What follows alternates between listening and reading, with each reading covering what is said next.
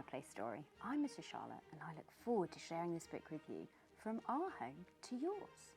Today we've got a really special episode all about the King's coronation. Here in the United Kingdom, our lovely Queen, Queen Elizabeth II, passed away. And now she's succeeded by her son, who was next in line on the throne, and he will become king. His name is Charles III, and on Saturday, the 6th of May, here in central London, we have a huge celebration called the Coronation, where he gets sworn in the church to become king. It takes place in Westminster Abbey, and if you are watching, he will get a huge crown put on his head, and he will become King Charles III. Now, at present there aren't many books about King Charles III, as he's only just become king. But we've got a wonderful book to share with you about a special someone called Paddington visiting the palace. And Buckingham Palace in central London is where the king lives. Let's get started. So this is Paddington at the Palace by Michael Bond. One morning, Paddington and Mr. Grubber set out to see the changing of the guard at Buckingham Palace. Remember, Buckingham Palace is where the king lives.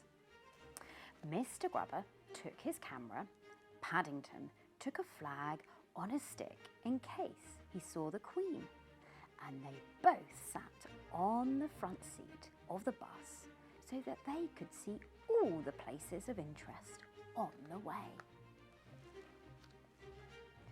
The bus took them most of the way. Then they had to walk through St. James's Park. It was a lovely sunny morning and there were flowers everywhere. "I think I may pick some for the Queen," said Paddington. "Oh, I'm afraid that's against the law," said Mr. Grubber. "This is what is known as a royal park, and all the flowers belong to the Queen anyway. Besides, it would spoil it for others. If you like, I'll take a picture for your scrapbook instead." "Fancy having a front garden as big as this," said Paddington. "I wonder if she has to mow the lawn." Do we think the king has to mow the lawn? I have a feeling he might have some gardeners. Mr. Grubber laughed, and then, as they drew near to some large gates, he pointed towards the roof of a building behind them. "We're in luck's way, Mr. Brown," he said. "There's a flag flying. That means the Queen is at home." Paddington peered through the railings and waved his own flag several times in case the Queen was watching. "I think I saw someone at one of the windows, Mr. Grubber," he called excitedly. "Do you think it was the Queen?" "Who knows?" said Mr. Grubber. "I can see someone there. He looks very like the Queen." Soon afterwards, they heard the sound of a band playing. The music got louder and louder, and there was a lot of shouting and the clump, clump of marching feet. But by then, there were so many people, Paddington couldn't see a thing. Poor Paddington, he's missing out on the changing of the guards. Mr. Grubber wondered whether he ought to suggest holding Paddington up to see. But in the end, he brought in a periscope instead. "If you look through the bottom end," he explained, "you can see over the top of people's heads." Paddington tried it out, but all he could see were other people's faces, and he didn't think much of some of those. In the end, he tried crawling through the legs of the crowd, but by the time he got to the other side, the band had passed by. Poor Paddington, he really is missing out. "Look," said the small boy, pointing at Paddington, "one of the soldiers has dropped his hat." "It's what they call a busby, dear," said his mother. Paddington jumped to his feet. "I'm not a busby," he cried. "I'm a bear." Poor Paddington.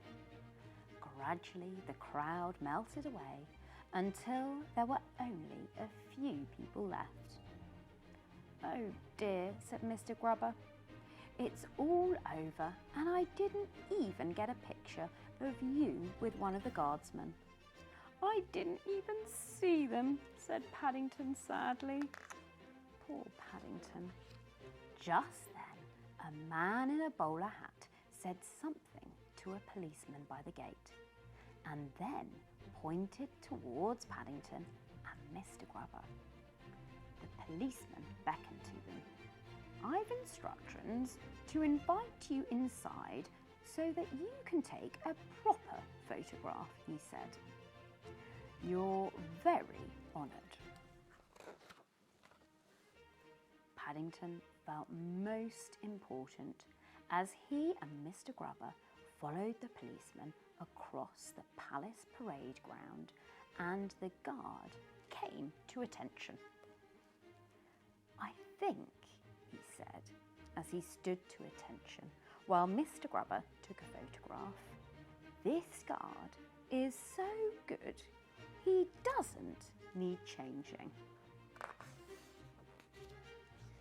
As they left the palace, Paddington stopped by the gate to wave his flag. "Do you think it was the Queen looking out of the window when we first came?" he asked. "It was either the Queen," said Mr. Grubber, "or it was someone who likes bears very much." And he took one last picture for Paddington's scrapbook. "You must mark the window with a cross when you paste it in, just in case." The end. And can you see, when Paddington has put his photo in his scrapbook, he's put a cross where he thought he saw the Queen. What a lovely book. Hopefully, this weekend you will watch the King being coronated and see him in his palace, and then have a big crown on his head. Do remember, if you like this book, please give us a thumbs up and do subscribe, as it helps us create more content like this.